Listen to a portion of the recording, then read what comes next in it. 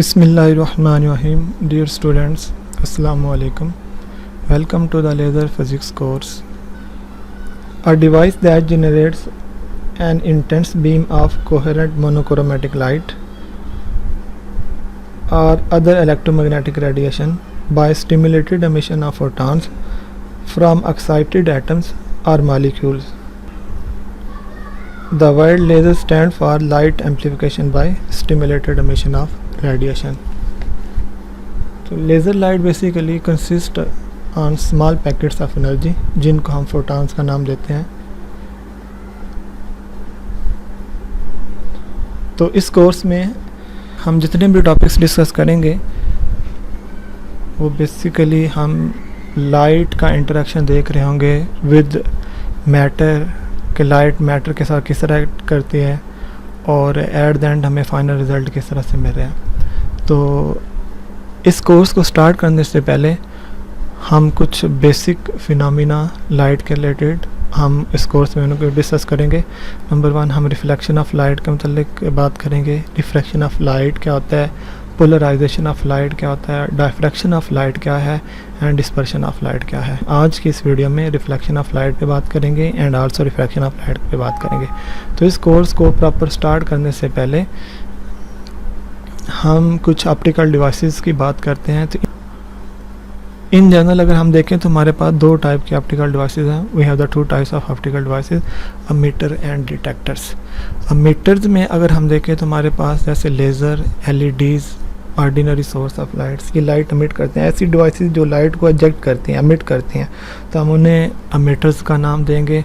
और ऐसी डिवाइसेस जिनको हम एज ए डिटेक्टर यूज़ करते हैं कि जो लाइट को डिटेक्ट करते हैं, ऑब्ज़र्व करते हैं, उन्हें हम डिटेक्टर्स का नाम देंगे. जैसे हमारे पास एग्जांपल है सोलर सेल. तो लेज़र एंड एलईडीज़ जो होंगे हमारे पास वो अमीटर्स होंगे. तो याद रखिएगा जितने भी हमारी ऑप्टिकल डिवाइसेस जो लाइट को एजेक्ट करते हैं तो उसमें हमारी कोशिश ये होगी कि हमें मैक्सिमम आउटपुट मिले. मैक्सिमम आउटपुट से ये मुराद है कि हमारे पास मैक्सिमम एट द आउटपुट हमें मैक्सिमम लाइट मिले.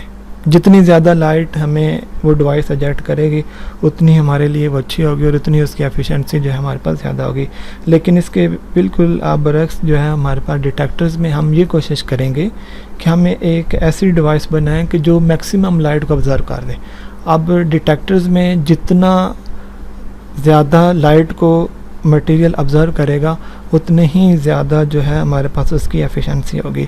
तो याद रखिएगा अमीटर्स में जैसे हम लेज़र फिज़िक्स का जो कोर्स पढ़ रहे हैं हमें इसमें लेज़र के डिफरेंट लेज़र को डिस्कस करेंगे. तो हमारी कोशिश ये होगी कि हम एक ऐसा सेटअप लगाएं, एक ऐसे फिनोमिना को हम जो है फॉलो करें, ऐसे रूल्स को हम फॉलो करें, ऐसा एक मटेरियल बनाएं कि जो लाइट मैक्सिमम लाइट को जो है हम वो एजेक्ट करे. क्योंकि जितनी ज़्यादा लाइट जो है एजेक्ट होगी उतनी हमारे पास उस सिस्टम या उस डिवाइस की एफिशिएंसी जो है वो ज़्यादा होगी. इस तरह डिटेक्टर्स में हम ऐसे सोलर सेल या एक ऐसा मटेरियल सर्च करेंगे, ऐसी डिवाइस बनाई जाती है ताकि वो मैक्सिमम लाइट को जो है वो ऑब्ज़र्व करे. क्योंकि जितनी ज़्यादा डिटेक्टर्स जो हैं वो लाइट को ऑब्ज़र्व करेंगे उतने ही हमारे पास जो है उतनी ही उसकी एफिशिएंसी जो है वो हमारे पास ज़्यादा होगी. तो आइए हम सबसे पहले लेज़र फिज़िक्स कोर्स स्टार्ट करने से पहले हम कुछ बेसिक फिनोमिनास को डिस्कस करते हैं. तो आज का जो सबसे पहले हमारा जो टॉपिक है वो है हमारे पास reflection of light. Reflection of light occurs when light rays strike on a surface and bounce back or reflect off it. In this case, law of reflection is valid, which is the angle of incidence equal to the angle of reflection. तो अगर हम reflection of light की बात करें तो it's mean that कि हमारे पास कोई एक सरफेस होगी. जैसे यहाँ पे एक ए बी सरफेस है, लाइट एक मीडियम से आएगी, इस सरफेस पे फॉल करेगी, देन उसी मीडियम में वापस चले जाएगी. तो अगर लाइट जिस मीडियम से आई है उसी मीडियम में वापस चले गया तो हम इसे क्या नाम दे रहे हैं, रिफ्लेक्शन ऑफ लाइट. तो अगर इन जनरल हम इसे डिवाइड करें तो we have the two types of reflection of light. Number 1 is the regular reflection of light and number 2 is the irregular reflection of light. Regular reflection of light को discuss करने से पहले हम ये कंसिडर ये करते हैं कि हमारे पास एक ए बी एक ऐसी सरफेस है जिसे हम रिफ्लेक्टर का भी नाम दे सकते हैं. एक ऐसी सरफेस है कि which is completely frictionless surface है। In other word you can say that कि ये कम्प्लीटली स्मूथ सरफेस है। और ये हमारे पास यहाँ पे हम आइडियल केस कंसिडर करते हैं कि ए भी एक ऐसी सरफेस है कि जिस पे कोई फ्रिक्शन मौजूद नहीं है, और अगर हम इस पे कुछ लाइट रेज फॉल करते हैं तो ये जिस मीडियम से आ रही थी उसी मीडियम में वापस चले जाएंगे।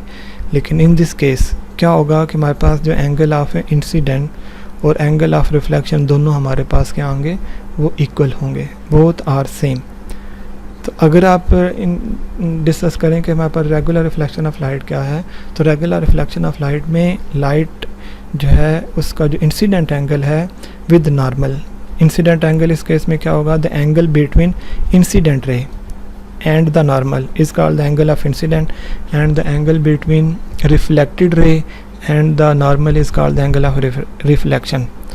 तो इस केस में हमारे पास ये जो रेज़ हैं ये हमारे पास इंसिडेंट रेज़ हैं, ये इंसिडेंट रे है, ये भी इंसिडेंट रे है, ये भी इंसिडेंट रे है, these are the reflected rays. तो अगर इस केस में अगर हमारे पास रेगुलर रिफ्लेक्शन हो रहा है, रेगुलर रिफ्लेक्शन तभी पॉसिबल है कि जब हमारे पास ये जो रिफ्लेक्टेड सरफेस है ए बी जो हम सरफेस है जो यूज़ कर रहे हैं यहाँ पे, अगर ये कम्प्लीटली स्मूथ है तो then in this case the angle between incident ray and the normal is exactly equal to the angle between reflected ray and the normal. Next हमारे पास second type of the reflection is the irregular reflection. तो irregular reflection में हमारे पास daily life में हम ये देखते हैं कि जो भी सरफेस होती है, जैसे एक सरफेस है तो इस पर कुछ फ्रिक्शन मौजूद होती है, कुछ अप्स एंड डाउन्स हैं। तो in the irregular reflection these are the incident rays and these are the reflected raise.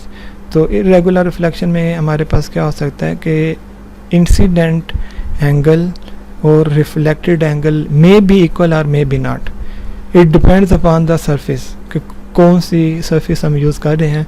क्योंकि यहाँ पे हमारे पास जो सरफेस है वो स्मूथ सरफेस नहीं है, तो मे बी ये जो इंसिडेंट रेज हैं आफ्टर रिफ्लेक्शन जिस एंगल से आई थी उसी एंगल पे वापस उस मीडियम में जाएं या ना जाएं, it depends upon the surface कि ये हमारे पास किस तरह की सरफेस है।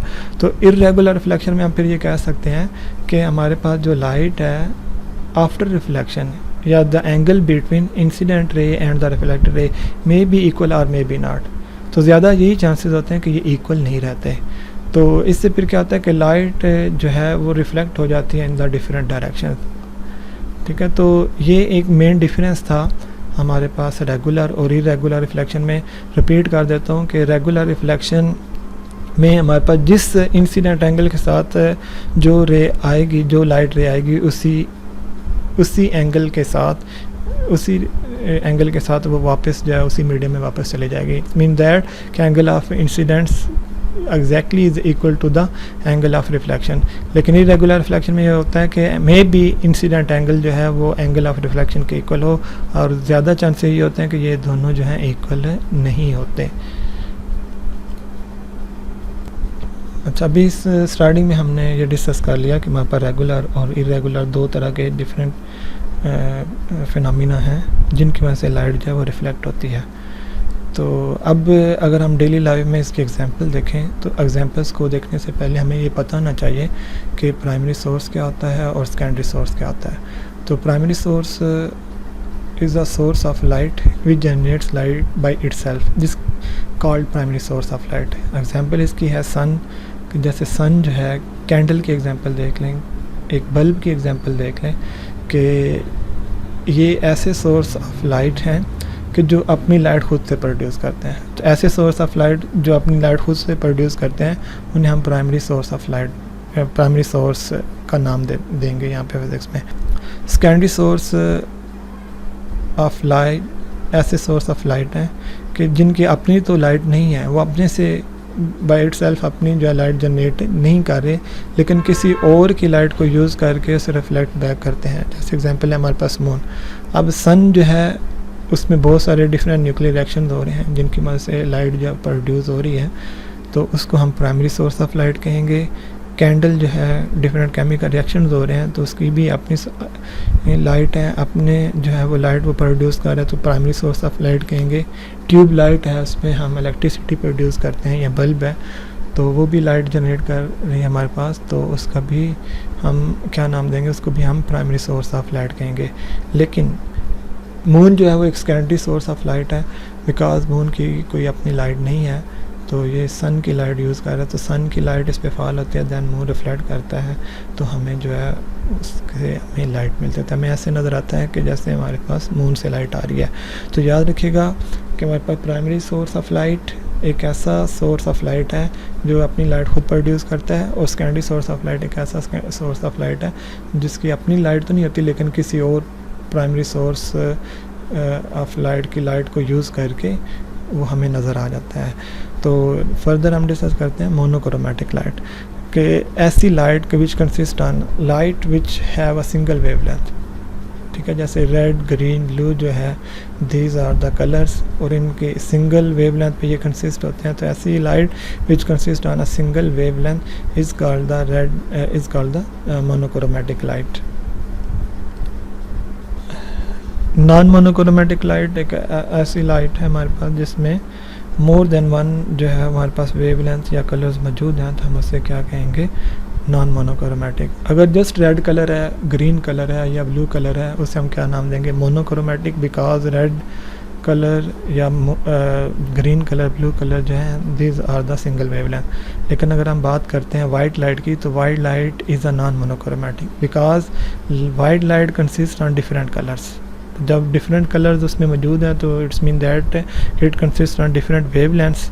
तो अगर डिफरेंट वेवलेंथ पे ये लाइट कंसिस्ट है तो अब हम इसे नॉन मोनोक्रोमेटिक लाइट का नाम देंगे। अगर हम रिफ्लेक्शन ऑफ लाइट के डेली लाइफ में एग्जांपल देखें तो बहुत सारी एग्जांपल्स यहाँ पे मौजूद हैं। याद रखिएगा, रिफ्लेक्शन ऑफ लाइट की एग्जांपल्स को एक्सप्लेन करने से पहले मैं ये बता दूं कि हमारी जो आइज़ हैं ये किसी भी ऑब्जेक्ट को बाय इट सेल्फ नहीं देख सकते। अब आप ये वर्ड सुन के कि बाय इट सेल्फ क्यों नहीं देख सकते, ये कैसे पॉसिबल है, हालांकि हम तो देख रहे हैं, तो ये कैसे पॉसिबल है कि हमारी आइज़ जो है वो बाय इट सेल्फ किसी भी चीज़ को देख नहीं सकती। तो इसकी एक्सप्लेनेशन में यह है कि मैं एक यूँ एग्जांपल लेता हूँ कि अगर हम किसी एक रूम में हैं, एक डार्क रूम में हैं, पहले लाइट ऑन थी तो हमें डिफरेंट सराउंडिंग में हमें ऑब्जेक्ट्स, हमें डिफरेंट चीज़ें नज़र आ रही हैं। जैसे ही हम लाइट को ऑफ़ करेंगे तो जो हमें चीज़ें नज़र आ रही थी वो अब हमें नज़र नहीं आ रही। तो अगर हमारी आइज़ खुद ही किसी चीज़ को देखती तो हम, अगर लाइट चली भी गई है कहीं डार्क रूम में हम हैं तो हमें फिर भी हमें सराउंडिंग में चीज़ें नज़र आती हैं, ऑब्जेक्ट्स नज़र आते हैं। लेकिन अब ऐसा नहीं है। तो इसका ये मतलब है कि हम सिर्फ उन्हीं ऑब्जेक्ट्स को देख सकते हैं जो लाइट को रिफ्लेक्ट करते हैं, और जो लाइट रिफ्लेक्ट कर रहे हैं अगर वो रिफ्लेक्टेड रेज हमारी आइज़ में आके फॉल होती हैं तो हम जस्ट उन चीज़ों को देख सकते हैं, उन ऑब्जेक्ट्स को देख सकते हैं। तो जितने भी सराउंडिंग्स में हमें ऑब्जेक्ट्स नज़र आ रहे हैं, जितने भी सराउंडिंग्स में हमें डेली लाइफ में ऑब्जेक्ट्स नज़र आ रहे हैं, ये due to the reflection of light है। तो अब कहीं आपको रेड कलर नज़र आएगा, कहीं आपको ब्लू कलर नज़र आएगा, कहीं आपको डिफरेंट कलर नज़र आएंगे। तो याद रखिएगा, it depends upon the reflectors. For example आपको कहीं रेड कलर नज़र आ रहा है किसी सरफेस से, तो अब उस सरफेस की प्रॉपर्टी ये है कि उस पे अगर हम वाइट लाइट फॉल करते हैं तो हमें रेड कलर नज़र आता है। तो इसका मतलब ये है कि वो जस्ट वो सरफेस जो हमें रेड नज़र आ रही है वो जस्ट रेड कलर को रिफ्लेक्ट कर रही है, बाकी सारे कलर्स को वो क्या कर रही है, ऑब्ज़र्व कर रही है। तो याद रखिएगा, डेली लाइफ में हमें जितने भी कलर्स नज़र आते हैं वो ड्यू टू द रिफ्लेक्शन है। तो अगर कहीं आपको ग्रीन ऑब्जेक्ट नज़र आ रहा है, ग्रीन कलर नज़र आ रहा है, तो इसका मतलब ये है कि वो बाकी सब कलर्स को क्या कर रहा है, ऑब्ज़र्व कर रहा है, और जस्ट एक वेवलेंथ को रिफ्लेक्ट बैक कर रहा है जो हमारे पास ग्रीन कलर्स का। जब वो लाइट रेज हमारी आइज़ में आके फॉल करती है तो हमें वो ग्रीन नज़र आता है। इस तरह से ब्लू कलर का भी हम कह सकते हैं। तो याद रखिएगा, डेली लाइफ में जितने भी हमें ऑब्जेक्ट्स नज़र आ रहे हैं, जो कुछ भी हम देख रहे हैं, वो due to the reflection of light है, और हम सिर्फ उन्हीं ऑब्जेक्ट्स को देख सकते हैं जिनसे लाइट रिफ्लेक्ट बैक होने के बाद हमारी आइज़ में आके फॉल करती है। अगर वो जो रिफ्लेक्टेड रेज हैं हमारी आइज़ में आके फॉल नहीं कर दे तो हम उन ऑब्जेक्ट्स को नहीं देख सकते। तो इट्स मीन दैट हमारी आइज़ जो हैं बाय इट सेल्फ किसी भी ऑब्जेक्ट को नहीं देख सकते, रिफ्लेक्शन ऑफ लाइट का होना ज़रूरी है उस ऑब्जेक्ट से जिसे हम देखना चाह रहे हैं। अगर वो लाइट को रिफ्लेक्ट करेगा तो हमें वो ऑब्जेक्ट हम उस ऑब्जेक्ट को देख सकते हैं, अदरवाइज़ हम उस ऑब्जेक्ट को देख नहीं सकते। अच्छा, नेक्स्ट है हमारे पास कि मैंने भी ये बात कह दी कि हमें डिफरेंट जो ऑब्जेक्ट्स नज़र आ रहे हैं वो due to the reflection of light से नज़र आ रहे हैं। तो अब हमें कैसे पता चलेगा कि जो हमें ऑब्जेक्ट्स नज़र आ रहे हैं ये due to the regular reflection of light है या इरेगुलर रिफ्लेक्शन ऑफ लाइट है, कि ये जो फिनोमिना हो रहा है जिनकी वजह से हमें ये ऑब्जेक्ट्स नज़र आ रहे हैं ये रेगुलर रिफ्लेक्शन है या इरेगुलर रिफ्लेक्शन है। तो इसके लिए हम कंसिडर करते हैं हमारे पास एक रिफ्लेक्टर है। यार देखिए, रिफ्लेक्शन ऑफ लाइट के लिए एक रिफ्लेक्टर का होना ज़रूरी है। तो हमारे पास एक सरफेस है जिसे हम रिफ्लेक्टर का नाम दे रहे हैं, उसके सामने हमने एक प्राइमरी सोर्स ऑफ लाइट को ऑन कर दिया, जैसे हमने एक कैंडल को ऑन कर दिया। अब दूसरी साइड से हम उस रिफ्लेक्टेड जो हमारे पास सरफेस थी, जो रिफ्लेक्टर है, उसमें से हम देखते हैं। अब अगर तो उस सरफेस में से हमें प्राइमरी सोर्स ऑफ लाइट नज़र आ जाता है तो हम उसको रेगुलर रिफ्लेक्शन ऑफ लाइट कहेंगे, और अगर हमें वो प्राइमरी सोर्स ऑफ लाइट नज़र नहीं आ रहा, जस्ट हमें रिफ्लेक्टेड सरफेस ही नज़र आ रही है, तो हम उसको इरेगुलर रिफ्लेक्शन ऑफ लाइट कहेंगे। एग्जांपल हम कहते हैं, हम कंसिडर ये करते हैं कि हमारे पास एक दीवार में एक मिरर है और उसके सामने हमने एक साइड पे कैंडल को ऑन कर दिया।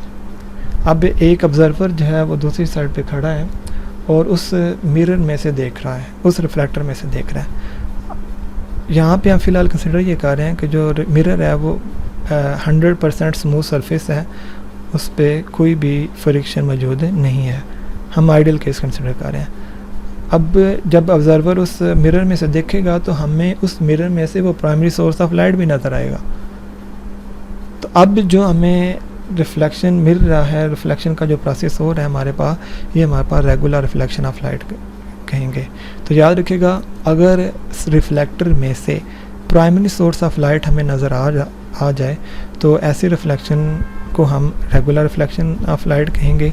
अब अगर हम यही लाइट किसी और, फॉर एग्जांपल जहाँ पे मिरर नहीं है, अब उस वॉल के सामने रख देते हैं, तो वॉल तो रिफ्लेक्टर तो हमें फिर भी नज़र आ रहा है, क्योंकि अगर हमें दीवार नज़र आ रही है तो डेफिनेटली वो due to the reflection of light है। एक साइड पे हमने प्राइमरी सोर्स ऑफ लाइट को रखा हुआ है और उसके सामने हमारे पास दीवार है और दूसरी साइड पे हम उसे ऑब्ज़र्व कर रहे हैं। तो अब अगर आप दीवार या उस रिफ्लेक्टर में से देखते हैं तो हमें प्राइमरी सोर्स ऑफ लाइट नज़र नहीं आएगा।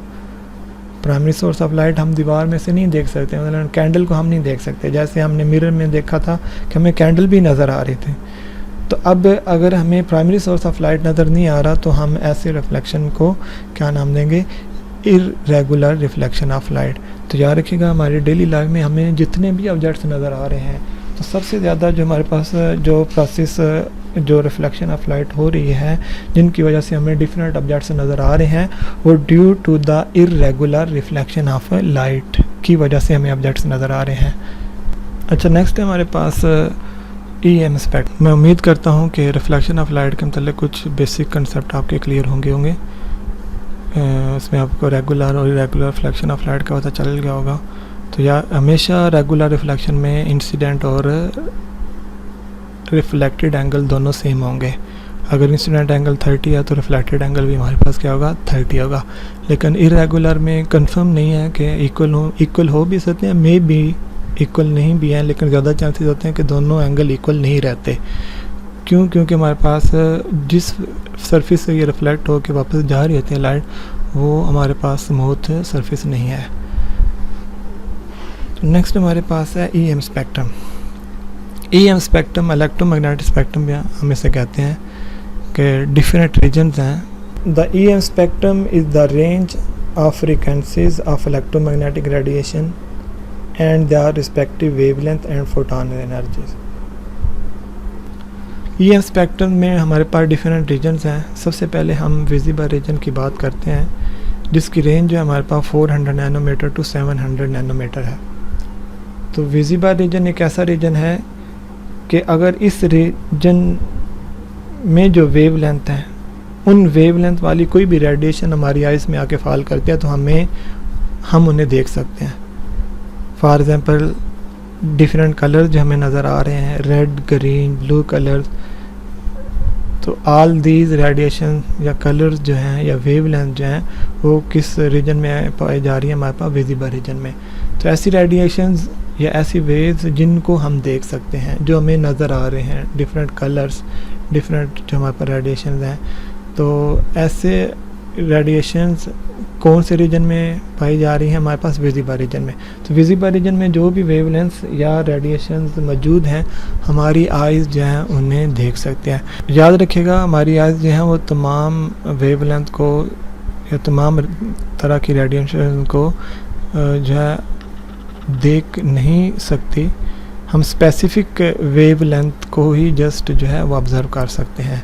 तो ये अल्लाह ताला की तरफ से कुछ जो है रिस्ट्रिक्शंस हैं कि हम स्पेसिफ़िक वेवलेंथ को देख सकेंगे, उसके अलावा हम किसी भी वेवलेंथ को देख नहीं सकते। तो विजिबल रीजन के अगर हम बात करें विजिबल रीजन की, तो ये स्टार्ट होता है 400 नैनोमीटर से 700 नैनोमीटर।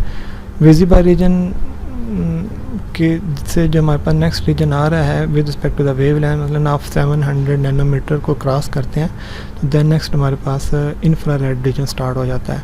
अगर आप 400 नैनोमीटर से बिलो आ रहे हैं तो हमारे पास यूवी रीजन है, उसके बाद हमारे पास एक्सरे रीजन है, उसके बाद हमारे पास हार्ड एक्सरे रीजन है। तो अगर हम राइट साइड पे देखें मतलब तो हमारे पास वेवलेंथ इंक्रीज़ हो रही है। जैसे विजिबल रीजन में जो भी हमारे पास वेवलेंथ मौजूद हैं, ठीक है, तो और इंफ्रारेड रीजन में जो भी वेवलेंथ मौजूद हैं, तो हमारे पास इंफ्रारेड रीजन में जो रेडिएशन मौजूद हैं इनकी वेवलेंथ हमारे पास ज़्यादा है as compare to the wavelength of the radiation the visible region. इस तरह से विजिबल रीजन में जो भी रेडिएशन मौजूद हैं उनकी वेवलेंथ ज़्यादा है एज़ कम्पेयर टू यूवी। तो जैसे जैसे आप लेफ़्ट की तरफ जा रहे हैं तो हमारे पास वेवलेंथ कम हो रही है, और जैसे जैसे आप राइट की तरफ जा रहे हैं तो हमारे पास वेवलेंथ जो है वो इंक्रीज़ हो रही है। अगर हम इसके अपोजिट देखें तो अगर आप विजिबल रीजन से इंफ्रारेड रीजन में जा रहे हैं तो वेवलेंथ तो बढ़ रही है लेकिन फ्रीक्वेंसी कम हो रही है। इस तरह से अगर आप यूवी से विजिबल में आ रहे हैं तो वेवलेंथ तो बढ़ रही है लेकिन फ्रीक्वेंसी क्या हो रही है, वो हमारे पास कम हो रही है। तो अगर हम इस जो हमें ये डायग्राम सी एक नज़र आ रही है, इसमें अगर हम देखें तो जैसे जैसे आप hard X ray, UV, visible region, IR region, means आप राइट साइड पे जा रहे हैं तो हमारे पास वेवलेंथ तो बढ़ रही है लेकिन फ्रीक्वेंसी हमारे पास क्या हो रही है, वो डिक्रीज़ हो रही है। तो लेकिन अगर आप इसके अपोजिट जाएं, मतलब आप इसके लेफ़्ट साइड पे जाना शुरू कर दें तो वेवलेंथ तो कम हो रही है लेकिन इस साइड पे फ्रीक्वेंसीज वो हो रही हैं, वो क्या हो रही हैं, बढ़ रही हैं। तो आइए हम डिटेल में डिस्कस करते हैं कि हमारे पास विजिबल रीजन क्या है। तो विजिबल रीजन में अगर हम देखें ऑलमोस्ट 420 नैनोमीटर पे हमें ब्लू कलर मिलता है।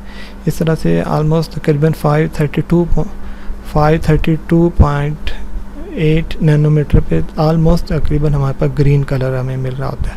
इस तरह से हम अगर 632.8 नैनोमीटर पे है तो हमें रेड कलर मिलना शुरू हो जाता है। विजिबल रीजन के अलावा हमारे पास जितने भी रीजन्स हैं हम उन्हें ऑब्ज़र्व हमारी आइज़ जो हैं उन्हें देख नहीं पाती हैं, हालांकि वो एग्जिस्ट तो कर रहते हैं।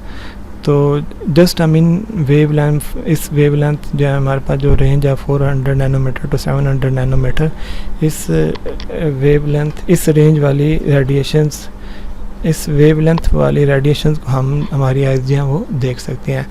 तो इसके अलावा देखें हमारी आइज़ पे अल्लाह ताला की तरफ से कुछ रिस्ट्रिक्शंस हैं, किस रीजन के अलावा हम किसी और रीजन को देख नहीं सकते। जैसे कि हमारे जो कान हैं वो जस्ट 20 हर्ट्ज़ से लेकर 20 किलो हर्ट्ज़ तक जो है वो सुन सकते हैं। अगर आपके पास एक साउंड वेव है लेस दैन 20 हर्ट्ज़ इसकी फ्रीक्वेंसी है तो भी हम सुन नहीं सकते, उसे हम इंफ्रासोनिक का नाम देते हैं। अगर इस तरह से 20 किलो हर्ट्ज़ से कोई ज़्यादा हमारे पास साउंड वेव आ रही है तो हम उसे अल्ट्रासाउंड का नाम देते हैं, उन्हें भी हम सुन नहीं सकते। तो ये अल्लाह ताला की तरफ से कुछ रिस्ट्रिक्शंस हैं कि जस्ट इस 20 हर्ट्ज़ से लेकर 20 किलो हर्ट्ज़ वाली साउंड वेव को हम सुन सकते हैं, इसके अलावा हम बाकी जो है साउंड्स को सुन नहीं सकते। फॉर एग्ज़ाम्पल हम अगर मोर दैन 20 किलो हर्ट्ज़ है, इसकी एग्ज़ाम्पल है अल्ट्रासाउंड, मेडिकल पर्पज़ के लिए हम इसे यूज़ करते हैं। तो अब उसमें ऑलमोस्ट 25 किलो हर्ट्ज़ के जो है वो साउंड वेव का इस्तेमाल किया जाता है। अब 25 kilo hertz is more than 20 kilo hertz, तो अब इसकी फ्रीक्वेंसी जो है वो कुछ इस तरह से है कि हम हमारे कान जो है उसे सुन नहीं सकते, हालांकि ये एग्जिस्ट कर रही है। जिस कार की मतलब नहीं है कि हम जिसको सुन नहीं पा रहे वो एग्जिस्ट नहीं कर रहा, एग्जिस्ट कर रही है लेकिन हम उसे सुन नहीं पा रहे। इस तरह से इंफ्रासोनिक एग्जांपल लें, लेस दैन 20 हर्ट्ज़ है। फॉर एग्जांपल आप एक कोई मार्कर या पेन लें और उसे आप वाइब्रेट कराएं, आप उसे to and fro motion perform कराएं, क्योंकि साउंड वेव्स के अगर हम डेफिनेशन में देखें तो कोई भी ऑब्जेक्ट अगर वाइब्रेट कर रहा है तो उससे साउंड प्रोड्यूस होगा। लेकिन अगर आप लेस दैन 20 हर्ट्ज़ से उसे वाइब्रेट करवा रहे हैं तो वो साउंड तो प्रोड्यूस कर रहा है वो वाला ऑब्जेक्ट, लेकिन हम उसे सुन नहीं सकते। तो 20 हर्ट्ज़ से लेकर 20 किलो हर्ट्ज़ तक एक ऐसा रीजन है जिसे हम ऑडिबल रीजन कहेंगे, जिस रीजन या ऐसे फ्रीक्वेंसीज़ को हम सुन सकते हैं। तो same here in the EM spectrum 400 nanometre से लेके 700 नैनोमीटर तक की वेवलेंथ को हम देख सकते हैं। इससे ज़्यादा वेवलेंथ वाली रेडिएशंस को भी हम नहीं देख पाते और इससे कम वाली रेडिएशंस को भी हम देख नहीं पाते। अच्छा, हमने कुछ बेसिक्स जो थी ये स्पेक्ट्रम के रिलेटेड भी हमने कुछ चीज़ें डिस्कस कर ली। उम्मीद है आपको ये कुछ चीज़ें क्लियर हो गई होंगी। मैं जस्ट विजिबल रीजन पे फोकस कर रहा हूँ क्योंकि लेज़र डिवाइसेस में या जो हम लेज़र लाइट प्रोड्यूस करेंगे हमारा जो मेन फोकस होगा वो जस्ट क्या होगा, विजिबल लाइट पे ही फोकस होगा कि हम ऐसी लेज़र डिवाइसेस को डिस्कस करेंगे इस कोर्स में कि जिनसे विजिबल लाइट में रेड कलर की लाइट प्रोड्यूस हो रही है या ब्लू कलर या ग्रीन कलर। तो आपने मार्केट्स में या आम कहीं स्कूल कॉलेजेस में देखा होगा कि हमारे पास red colour, green colour and also blue colour के भी लेज़र पॉइंटर्स मौजूद हैं। तो यहाँ पे मैं अगर मज़ीद डिटेल में जाऊँ विजिबल रीजन में तो आप यहाँ पे देख सकते हैं कि ब्लू कलर की वेवलेंथ जो है वो कम है as compare to the green colour, और इसी तरह से ग्रीन कलर की वेवलेंथ जो है वो कम है as compare to the red colour. तो सबसे ज़्यादा जो अभी वेवलेंथ है हमारे पास वो रेड कलर की है।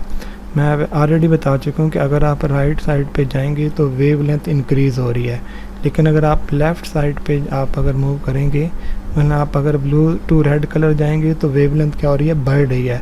अगर आप रेड से ब्लू कलर की तरफ जा रहे हैं तो वेवलेंथ जो है वो हमारे पास कम हो रही है। लेकिन अगर आप ब्लू से रेड जा रहे हैं वेवलेंथ बढ़ रही है और फ्रीक्वेंसी कम हो रही है। लेकिन अगर आप रेड कलर से ब्लू कलर की तरफ जा रहे हैं तो फ्रीक्वेंसी बढ़ रही है और वेवलेंथ हमारे पास कम हो रही है। तो अगर अब हम डिस्कस करते हैं एनर्जी के लिहाज से, तो एनर्जी के लिहाज से अगर हम एनर्जी का फार्मूला देखें, energy of a photon E=h f है हमारे पास। एज कांस्टेंट है और f क्या है, हमारे पास फ्रीक्वेंसी है।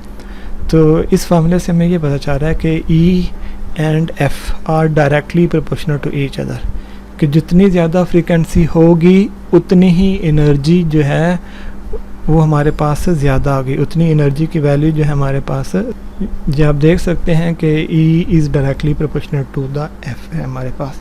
तो जितनी ज़्यादा फ्रीक्वेंसी है उतनी हमारे पास एनर्जी जो है वो ज़्यादा है। तो अगर हम यहाँ पे कंसिडर करें कि we have the 3 different photons, अगर हम इस रीजन में देखते हैं कि हमारे पास 3 डिफरेंट फोटॉन्स हैं। फॉर एग्जांपल ब्लू कलर का फोटॉन है, blue photon, green photon and also the red photon. Just मैं एक नाम इसलिए दे रहा हूँ जस्ट समझाने के लिए कि आपके पास रेड कलर की लेज़र लाइट है, ग्रीन कलर की लेज़र लाइट है, ब्लू कलर की लेज़र लाइट है। तो अगर आपसे ये कहा जाए कि इनमें से सबसे ज़्यादा जो फोटॉन्स के पास जो एनर्जी होगी, पैकेट्स ऑफ एनर्जी जो होंगे, उसके सब इनमें से कौन से जो हमारे पास फोटॉन्स हैं उनके पास एनर्जी ज़्यादा होगी। तो क्योंकि हम ये देख चुके हैं जितनी ज़्यादा फ्रीक्वेंसी होगी उतनी ही ज़्यादा हमारे पास एनर्जी की वैल्यू होगी। तो अब सबसे ज़्यादा जो फ्रीक्वेंसी है वो हमारे पास ब्लू कलर के पास है। सबसे ज़्यादा फ्रीक्वेंसी जो हमारे पास ब्लू कलर के पास है और सबसे कम वेवलेंथ है इसकी।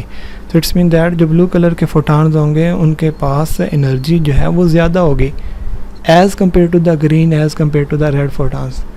इसी तरह से अगर हम ग्रीन और रेड को कंपेयर करते हैं तो रेड फोटॉन्स या रेड कलर के पास एनर्जी जो है वो कम होगी as compare to the green, as compare to the blue, क्योंकि जिसकी जितनी ज़्यादा फ्रीक्वेंसी होगी उतनी ही उसके पास एनर्जी भी ज़्यादा होगी। तो जितनी ज़्यादा फ्रीक्वेंसी है उतनी हमारे पास एनर्जी जो है वो ज़्यादा आ रही है। इन अदर वर्ड आप अगर वेवलेंथ के रिस्पेक्ट बताएं तो जितनी ज़्यादा वेवलेंथ है उतनी ही हमारे पास एनर्जी, क्योंकि वेवलेंथ बढ़ने से हमारे पास फ्रीक्वेंसी क्या हो रही है, वो डिक्रीज़ हो रही है। तो वेवलेंथ के लिहाज से अगर हम देखें तो रेड कलर की सबसे ज़्यादा वेवलेंथ है if we compare blue and green colour. तो यहाँ पे हम कहेंगे कि इन फोटॉन्स के पास जो पैकेट्स ऑफ एनर्जी हैं, इनके पास एनर्जी जो है वो कम है as compare to the packets of green packets of energy of green colour and packets of energy of the blue colour. तो यहाँ पे अगर हम कंपेयर करें तो याद रखिएगा रेड कलर के पास एनर्जी कम है as compare to the green blue. तो रेड कलर के पास एनर्जी कम है, उससे ज़्यादा फिर ग्रीन के पास आ जाएगी, उससे ज़्यादा एनर्जी वो क्या होगी, फिर ब्लू फोटॉन के पास होगी। क्योंकि हम जैसे जैसे रेड कलर से ब्लू कलर की तरफ जा रहे हैं तो हमारे पास फ्रीक्वेंसी की वैल्यू जो है बढ़ रही है और वेवलेंथ की वैल्यू वो क्या हो रही है, हमारे पास कम हो रही है।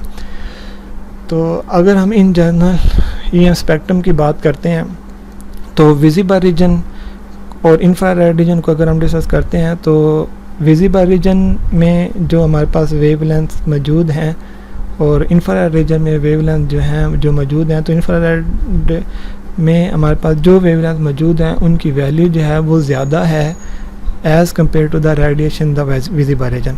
तो इंफ्रारेड रीजन में जो रेडिएशन मौजूद हैं तो उनकी एनर्जी जो है वो कम है as compare to the radiation जो विजिबल रीजन में मौजूद हैं, क्योंकि उसकी रीज़न बता चुका हूँ कि जितनी फ्रीक्वेंसी ज़्यादा होगी, क्योंकि विजिबल रीजन की रेडिएशन को अगर हम कंपेयर करते हैं with respect to the radiation in the infrared region, तो विजिबल रीजन में जो भी कलर्स या जो भी रेडिएशन मौजूद हैं उनकी वेवलेंथ जो है वो कम है और फ्रीक्वेंसी क्या है, ज़्यादा है as compare to the infrared region.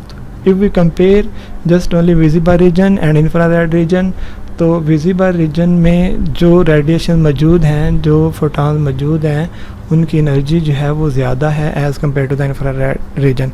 इस तरह से अगर हम यूवी और विजिबल रीजन को कंपेयर करते हैं, अगर आपसे कोई पूछ लेता है कि जो रेडिएशन या जो फोटॉन यूवी रीजन में पाए जा रहे हैं क्या उनकी एनर्जी ज़्यादा है या विजिबल रीजन की, तो हमारे पास आंसर क्या होगा, हमारे पास आंसर ये होगा कि यूवी रीजन में जो भी रेडिएशन पाई जा रही हैं उनकी वेवलेंथ कम है लेकिन उनकी फ्रीक्वेंसी क्या है, हमारे पास ज़्यादा है।